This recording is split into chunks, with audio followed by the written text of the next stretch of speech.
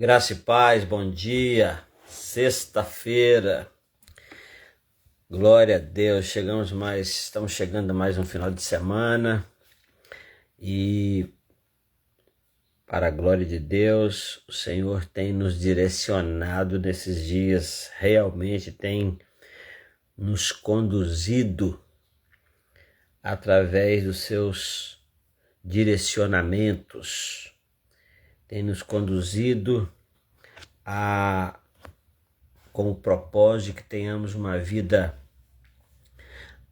abundante, plena e, por que não dizer, uma vida leve. Conheço um pregador que gosta de dizer o seguinte: quando alguém apresenta ele a alguém, ele diz: muito prazer, fulano de tal, à disposição para serviços leves, porque eu deixei de fazer serviço pesado há muito tempo. Porque houve um dia em que eu entreguei minha vida a Cristo e Ele disse que tornaria, o meu fardo leve. Então, na verdade, como foi o seu fardo ou os seus fardos essa semana? Porque, na verdade, nós não temos que carregar fardos. E pode ser que depois de uma semana você olha para trás e diz: meu Deus, quanto peso, quanta luta, quanta inquietação, quanta dificuldade, quanta raiva, quantas afrontas. Então, na realidade, nós passamos por lutas durante a semana. A questão não é se vamos ou não passar por lutas. A questão é que passamos por lutas. Nós temos lutas todos os dias. Eu gosto sempre de lembrar que há uma canção que diz que agora é só vitória. Nunca foi, nunca será só vitória, porque não existe, jamais existirá vitória sem que antes tenha tido ou tenha havido luta.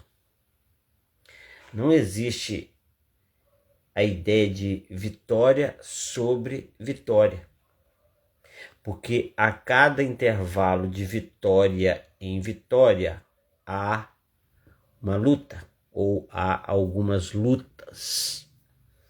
E nós sabemos disso. E o Senhor nos mostrou isso. Não é? Eu digo aqui várias vezes alguns textos que vão dizer isso. Por exemplo, Davi disse que ainda que ele andasse pelo vale da sombra da morte. Quando ele fala que o Senhor é meu pastor e que ele me leva a águas tranquilas, é porque se eu preciso ser levado a águas tranquilas, é porque eu estou em águas turbulentas. Se eu preciso ser levado a pastos verdejantes, é porque eu estou em pastos secos, porque se eu já estivesse em pastos verdejantes, eu não iria necessitar que houvesse alguém para me levar, para me conduzir até lá. Então ele fala assim: ainda que eu ande pelo vale da sombra da morte, o Senhor está comigo. Então, na verdade, o que o salmista está dizendo? O Senhor não nos livra do vale da sombra da morte, mas Ele está conosco no vale de sombra e de morte.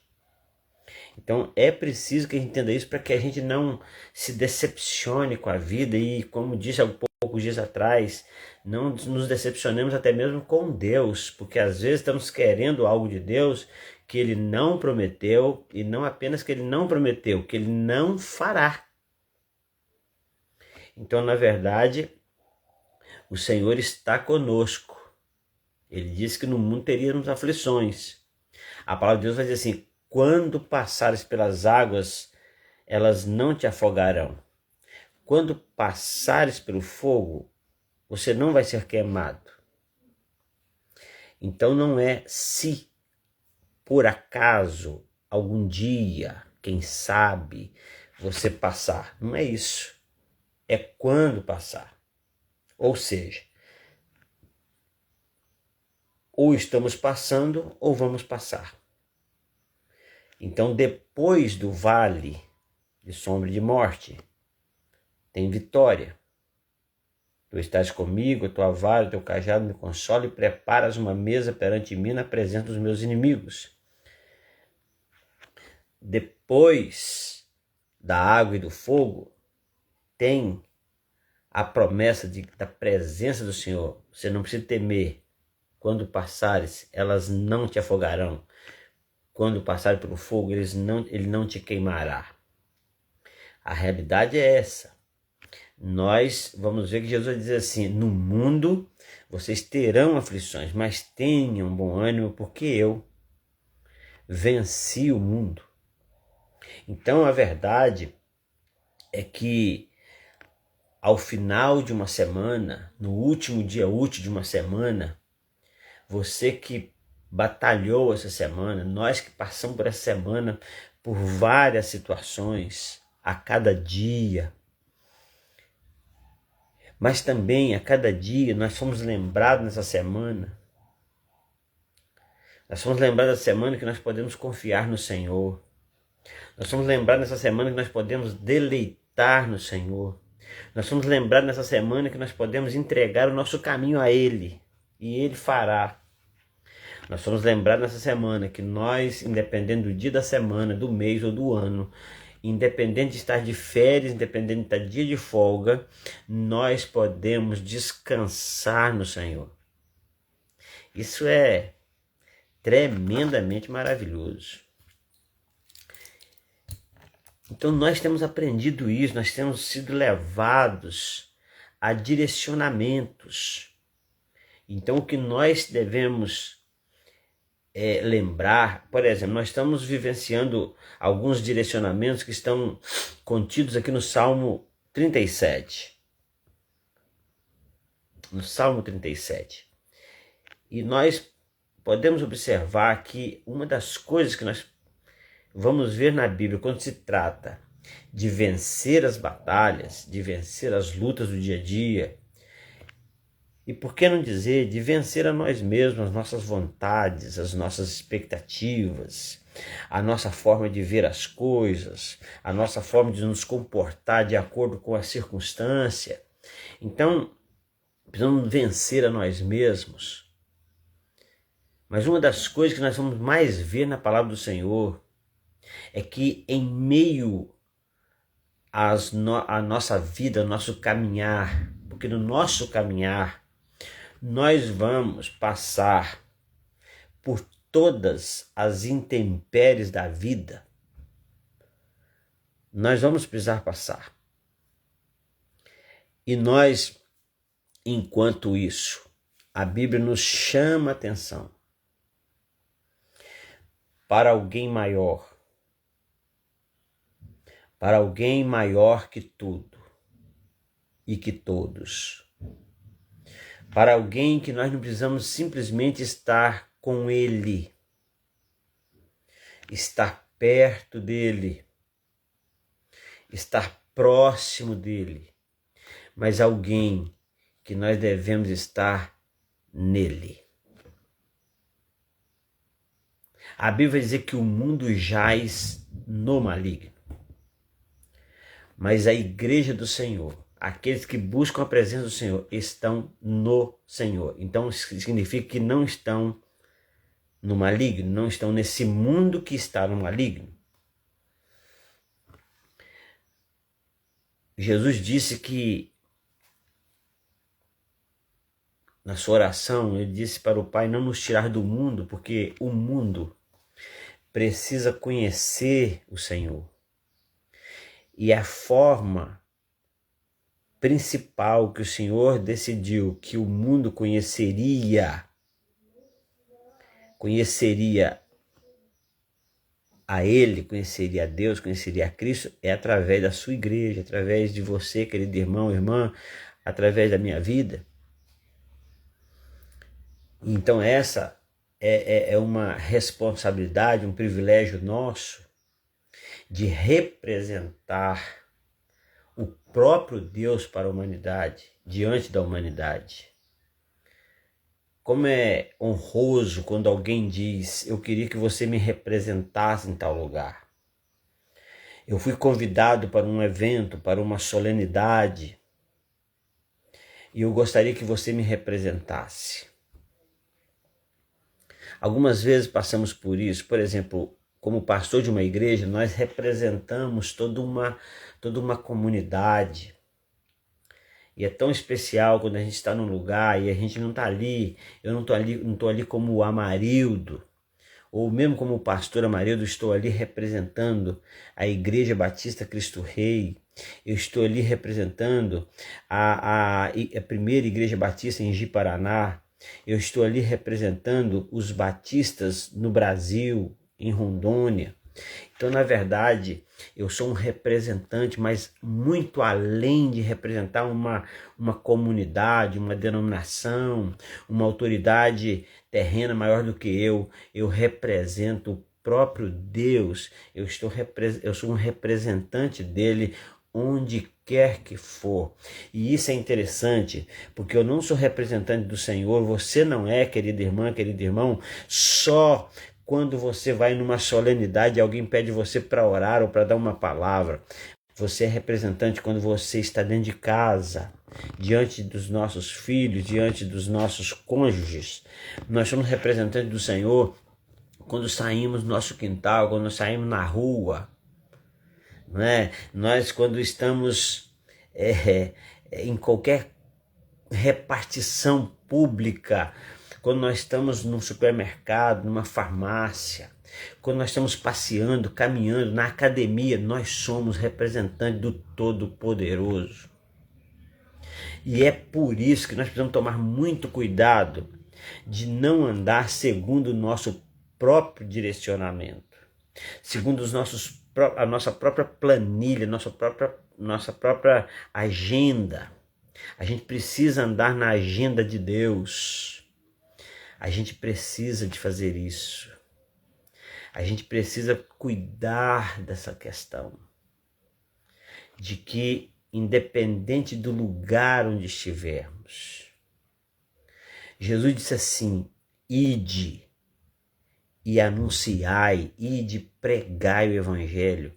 E esse pregar o evangelho não é exatamente pegar uma Bíblia, subir num lugar mais alto, onde tem pessoas, e começar a falar.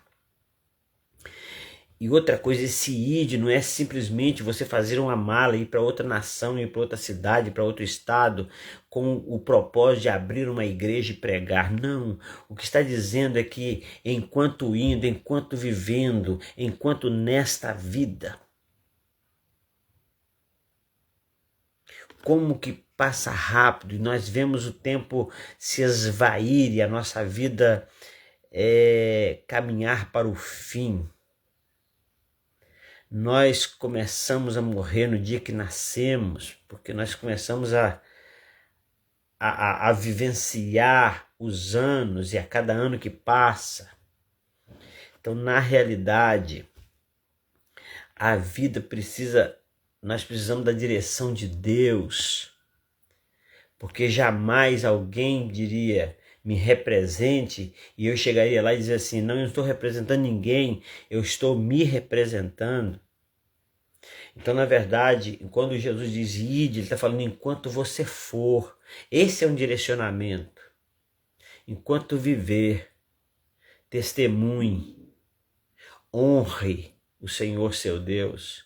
Enquanto você estiver vivendo, enquanto a vida está passando, vá transformando vidas através do que Deus te transformou. Então, na realidade, nós precisamos mesmo, desesperadamente, de direcionamento. O que mais a Bíblia vai dizer é que nós precisamos, para isso, estarmos focados em Deus, focados na sua palavra, focados nos seus direcionamentos. E eu acredito muito, eu tenho assim uma clareza muito grande no meu coração, que ainda sendo pequeno como sou, ainda que não tendo tantos recursos técnicos, ainda que nós tenhamos as nossas falhas e dificuldades, o Senhor nos colocou nesse tempo para dar direcionamento, para dar destino, para dar caminho, para mostrar e para caminhar junto. Então, o Salmo 37, ele, desde a segunda-feira, nós estamos falando do Salmo 37. Confia no Senhor e faz o bem. Deleita-te do Senhor e Ele vai conceder os desejos do seu coração. Entrega teu caminho ao Senhor, confia nele. E o mais Ele vai fazer. Nós também falamos aqui sobre descansar no Senhor. E hoje eu quero lembrar você do versículo 8. Salmo 37, 8. Diz assim: deixa a ira e abandona o furor. Não te indignes de forma alguma para fazer o mal. Esse texto aqui, ele é um texto que nos confronta muito. Porque muitas vezes nós entendemos que a ira não é uma opção. A ira, ela é um comando, ela é um comandante, porque quando ela chega em nós, quando nós iramos com algo, nós não temos o que fazer. Simplesmente nós estamos nos sentindo irados. E nós não temos como desvencilhar disso, uma vez que alguém fez algo desagradável. Alguém fez algo que nós não aprovamos. Alguém fez algo que me prejudicou demais. Alguém disse algo que eu não devo. Alguém me caluniou. Alguém me feriu. Alguém se comportou de forma desonesta, desleal para comigo. E isso me torna uma pessoa irada. E a ira, uma vez chegou a mim, eu não sei o que fazer dela, eu simplesmente estou irado. A Bíblia vai dizer que não é assim que funciona. É possível que você possa deixar a ira. É um exercício que demanda muito esforço. É um exercício que demanda um comportamento, iniciativas extremas. Porque você não ficou irado porque quis. Isso é fato. Então deixa eu falar uma coisa que veio ao meu coração aqui agora. Não ficamos irados porque queremos, mas continuamos irados se quisermos.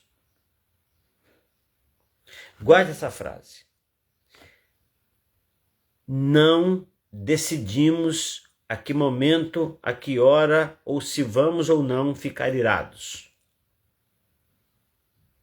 Ou seja, nós não podemos definir ou decidir se iramos ou não. Mas nós podemos decidir se continuaremos irados ou não. Porque olha só o que a Bíblia vai dizer: deixa a ira.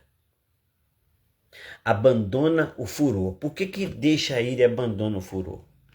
Parece a mesma coisa, só que furor tem a ver com a ira que já está num estado extremo. Já está num estado elevado.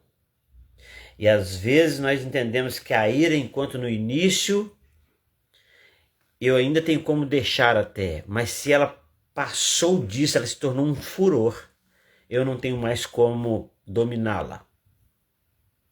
A gente pode não ter como dominar a ira, mas a gente tem como deixá-la e tem como abandoná-la.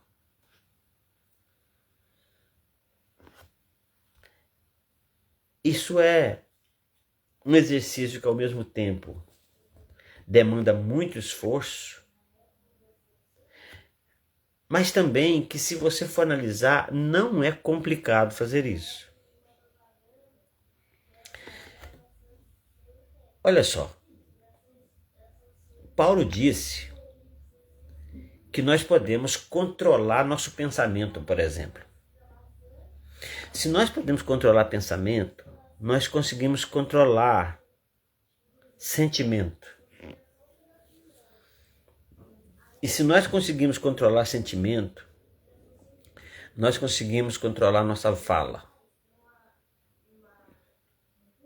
as nossas atitudes. Por que eu estou dizendo controlar? Porque pensamentos e sentimentos nós não conseguimos evitar, mas nós conseguimos controlar. Nós conseguimos controlar.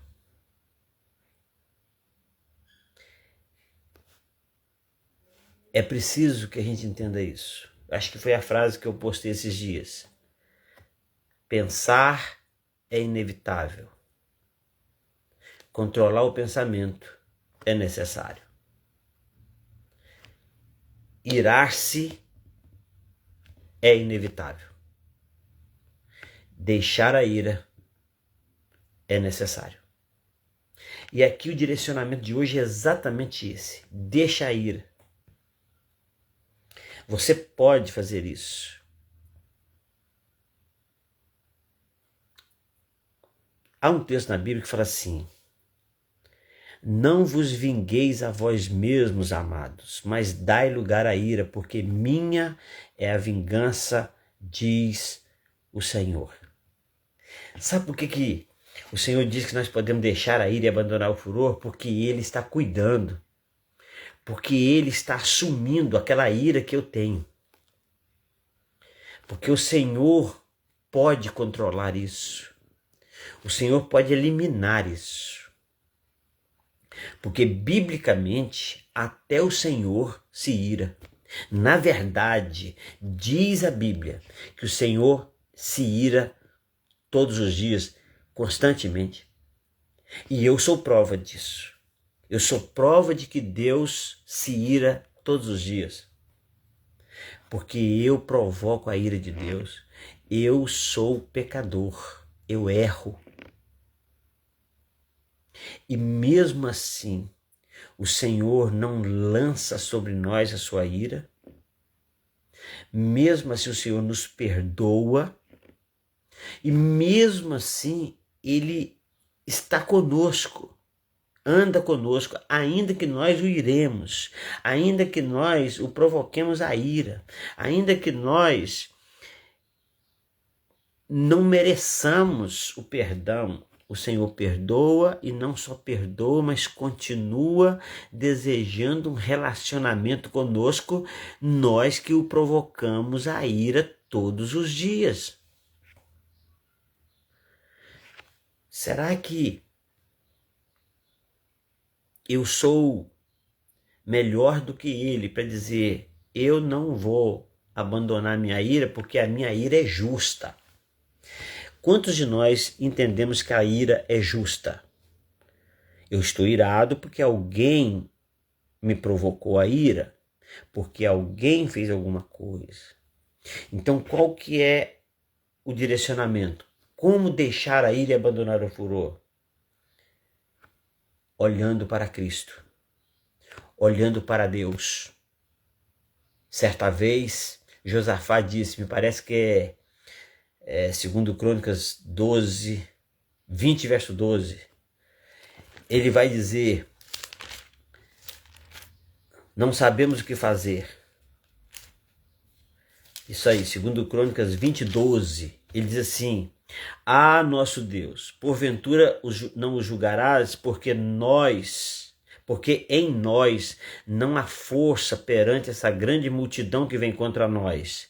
Não sabemos o que faremos, porém os nossos olhos estão postos em ti. Eis aí a chave, eis aí o segredo para controlar pensamento. Paulo diz que nós podemos controlar pensamento quando ele diz assim: pensai nas coisas que são de cima e não nas que são da terra. Quando ele diz assim: tudo que é justo, tudo que é puro, tudo que é honesto, tudo que é de boa fama, sabe? Tudo que é verdadeiro, se há algum louvor, se há alguma virtude, nisso pensai, nisso ocupe o seu pensamento. Porque se nós ficarmos com o pensamento ligado àquilo que nos ira, nós vamos chegar ao nível do furor. E depois nós vamos nos justificar dizendo que não há como controlar isso. Então aquilo que eu não posso controlar, eu não posso ficar com ele. Imagina você que você arruma um pet, um cachorro. Uma das primeiras coisas que você vai tentar fazer é controlá-lo, é ensiná-lo. Quando você diz vem cá, ele vem. Quando você diz sai, vai deitar, ele vai. Quando você diz faça isso, ele faz. Rola, ele rola, deita, senta, pega o ossinho que eu joguei. Você vai controlá-lo. Porque se você conseguir um cachorro ou um gato que seja na sua casa e você não conseguir controlá-lo, você o abandona. Você dá ele para alguém, você vende ele para alguém, você vai fazer alguma coisa porque você não consegue controlar. Você vai dar ele para alguém que consiga controlá-lo. Imagina você que você ensinou seu cachorro a não subir em cima da sua cama, mas ele vai lá no quintal, suja os pés, entra na lama e sobe em cima da sua cama com a coxa branquinha, e você ensina ele, ele faz de novo, e se você for tentar tirar ele de cima da cama, ele vai morder em você, então você não consegue controlá-lo. A ira não é assim. A ira você pode deixá-la, se você não pode controlar, mas você pode deixar. Por que a gente não pode controlar? Porque a gente não define se fica ou se não fica irado. A gente não define se a ira vai ser média ou alta ou pequena. Você simplesmente fica irado. E aí a Bíblia vai te orientar o seguinte: deixe a ira, abandona o furor e não te indignes, não fique indignado de forma alguma para fazer o mal. E aí é interessante que esse texto vai explicar por quê. Olha o versículo 9 ao 11. Vai dizer assim: porque os malfeitores serão desarraigados, mas aqueles que esperam no Senhor não resolve, não desencadeia sobre o outro a sua ira, ele espera no Senhor, e aqueles que esperam no Senhor herdarão a terra, pois ainda um pouco e o ímpio não existirá. Então o que acontece? O ímpio está te provocando. Calme-se, deixa diante de Deus, Deus cuidará de tudo. Ainda um pouco o ímpio não existirá e você olhará para o seu lugar e não aparecerá. Cadê? Cadê aquele que estava me provocando? Cadê aquele que estava me irando? Ele não está aqui mais. O Senhor conduziu ele para outra direção. Mas os mansos, diz a palavra do Senhor, herdarão a terra e se deleitarão em abundância de paz. Uma coisa que a ira nos tira totalmente é a paz. Então que hoje você possa buscar no Senhor, buscar entendimento no Senhor. Porque muitos de nós já se acomodou no fato de que se autodefine como uma pessoa iracunda. Eu me iro fácil, eu sou uma pessoa irada, ou eu sou uma pessoa que facilmente se ira. Não se defina assim. Você é alguém especial. Deus te criou com um propósito de adoração, de louvor e de representá-lo nessa terra. Portanto, deixa a ira e abandona o furor e de forma nenhuma se esteja indignado ao ponto ou a ponto de fazer o mal. Que Deus em Cristo nos abençoe, nos dê uma sexta-feira abençoada, um final de semana tremendo e que a mão do Senhor esteja sobre nós nesse dia, nos conduzindo a saber como lidar com a ira que vem sobre nós. Pai querido, Pai amado, nós te adoramos, nós te exaltamos, nós bendizemos o nome do Senhor. Ó Deus, muito obrigado, porque se o Senhor não permitisse que ficássemos irados, nós não saberíamos como lidar com a ira. Portanto, nós queremos te agradecer, inclusive pelo fato de que o Senhor permite a ira, para que nós saibamos que nós podemos sim deixar a ira, abandonar o furor, quando os nossos olhos estão focados no Senhor. O Senhor é maravilhoso, o Senhor é bondoso, o Senhor é compassivo, o Senhor é misericordioso, o Senhor é perdoador. E por esta razão, olhar para ti, não há nada melhor nesse mundo do que olhar para ti. Então, Deus, olhar para ti é a chave que nós temos para abandonar a ira, para deixar a ira e abandonar o furor. Pai, muito obrigado por esse ensinamento, muito obrigado por esse direcionamento para hoje e para a vida. Nós te agradecemos, nós te louvamos, te exaltamos. Eu quero, Deus, abençoar cada pessoa que agora e depois nas gravações estejam vendo essa ministração, estejam colocando-se diante do Senhor, estejam sendo transformadas, estejam sendo abençoadas e abençoando outras pessoas com os compartilhamentos. Eu te louvo, eu te agradeço e os abençoo em nome de Jesus. Amém e amém. Deus abençoe. Deus abençoe. Obrigado por você ter participado e um bom final de semana. E se Deus permitir, amanhã nesse horário nós estaremos aqui para poder trazer mais uma vez o nosso direcionamento diário. Deus abençoe em Cristo Jesus.